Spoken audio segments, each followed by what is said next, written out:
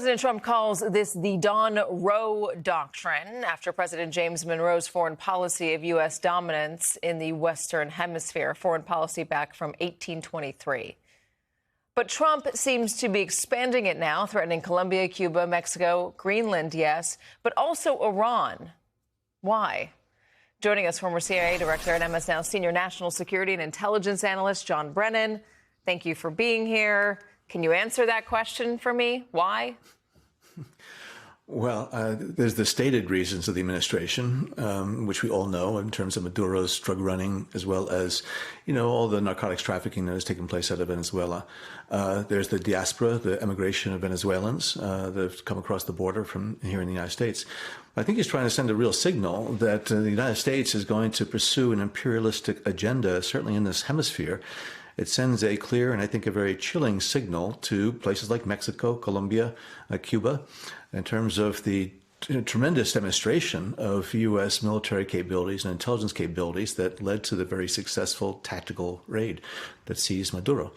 But also I think he's sending a signal then, as you pointed out, to Iran, that he's not going to be hesitant, despite what he has said previously in terms of not getting involved in foreign wars and adventures. I think he's trying to flex his muscles. He enjoys being the commander-in-chief, and unfortunately he does sit atop of the world's largest, best, most powerful military in the world. And so I think he's looking for subservience on the part of these world leaders.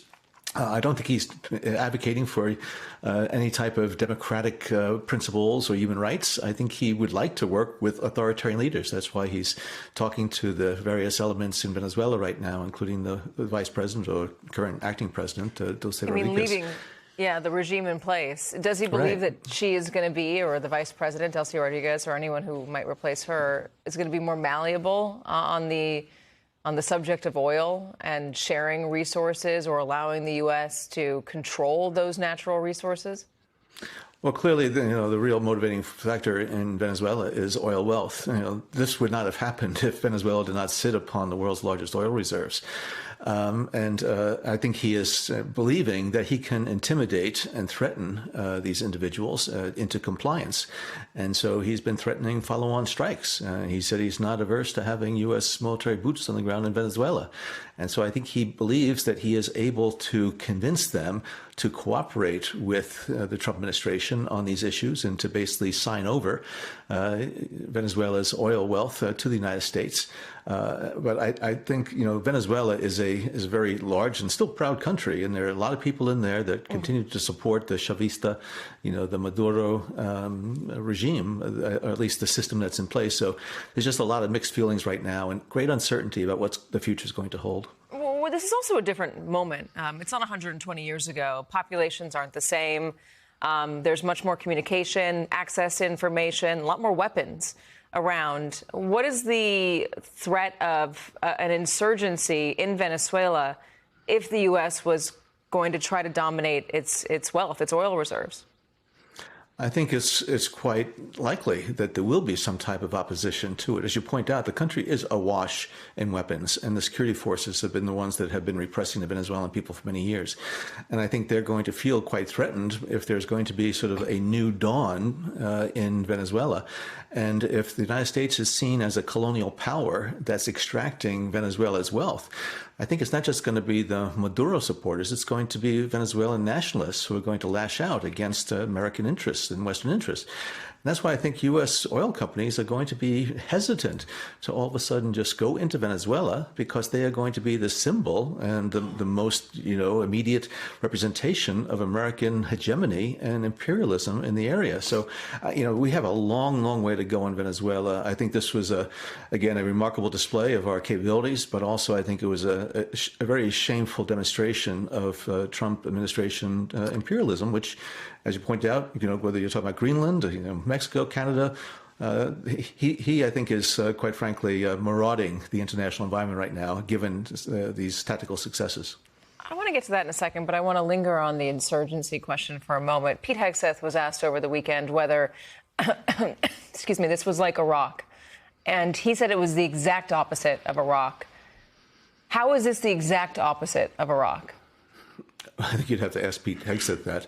But one of the real differences here is that for example, people make comparisons with Panama. In Panama, it was the opposition group. It's the democratic sort of opposition that came into power right away. Here, they're not talking about that. So, I think there's still going to be a lot of people inside of Venezuela who are going to be very vehemently anti-American, especially if the United States is seen as just, putting its boot on Venezuela.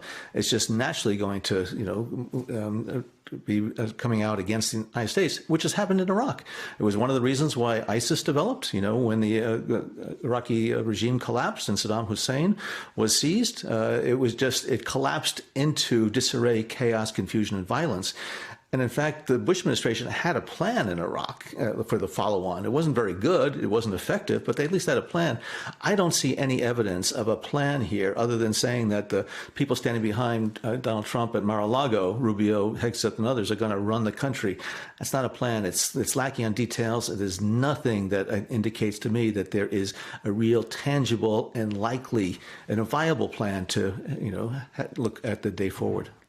Unless they just believe that the administration that's still in place is going to work with them and that there's not going to be, or that they're going to be able to control whatever might happen next in Venezuela. That seems to be the only glimpse of a plan that I've seen come out of any of these officials' mouths. I do want to ask, though, about the other places, Greenland, Cuba, Mexico threatened, Colombia, but also Iran. There had been assurances to Congress that the strikes in the Caribbean, the buildup, was not about regime change. Clearly, there was some effort toward a version of regime change by taking out Maduro if the regime still stays in place. What do you expect, given their words? What do you expect in terms of actions in any one of those places I just mentioned? And is there one that stands out to you?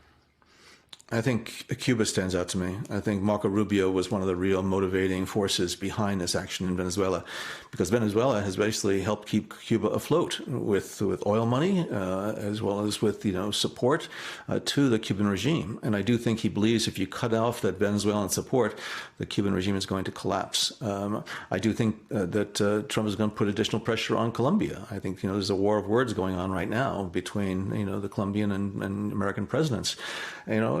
President Sheinbaum in Mexico, I think, is very worried about what this could portend as far as U.S. military action, maybe along the border, going after the cartels inside of Mexico. But also Iran. I mean, I think, Trump is not going to hesitate if Netanyahu, asks him once again to go after the Iranian regime. Trump will use the pretext that is to, help the Iranian people. But I think there's an agenda here. As I said, it's an imperialist agenda, but also it's one that, again, I don't see it in advancing human rights and democratic principles worldwide. Trump likes working with authoritarian leaders, and that's why Delcy Rodriguez and the remnants of the Maduro regime are willing to work with him. I think he's very happy to do that. He sees democracy as a threat because that is something that he cannot, control. He likes to have strong men that are able to control the politics. Does it make us safer? No. I think, there'd be interesting conversations, Katie, 6 months from now in terms of what happened in Venezuela. Just like we saw in, Iraq and Libya and other places. Again, it's relatively easy to remove a person from leadership, to decapitate, but it's a far, far different challenge in terms of trying to build up after it. In the Arab Spring, people thought that once President Mubarak of Egypt left, democracy would flourish. Hardly. That's not been the case inside of Egypt. It's not been the case in other countries in the Middle East either. And so, again, this is going to be, I think, a long, long haul. And I don't think the Trump administration has an idea about just how difficult this is going to be and how dangerous it is for the region, as well as for, I think, U.S. national security interests.